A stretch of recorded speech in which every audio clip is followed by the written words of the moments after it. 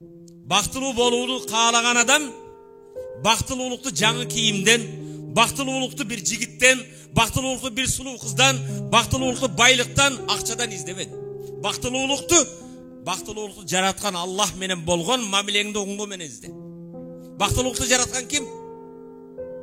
Аллах Таала менен болгон мамилебиз болбосо, Кудайдын буйругун аткарбасак, Кудайга жалбарбасак, Кудай Таалага тооба кылбасак, истигфар айтпасак, каяктан бактылуулукту издейбиз?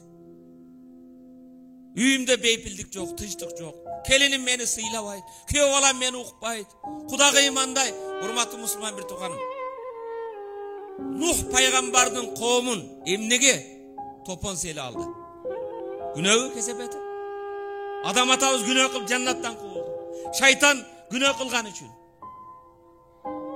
Бардык келген кесепеттин күнөөлөрдөн. Аллах Таала Ра'д сүрөсүнүн 11-аятында İnna Allah la yughayyiru ma bi qawmin hatta yughayyiru ma bi anfusihim. Allah Taala bir kavmde özgörtpeyt.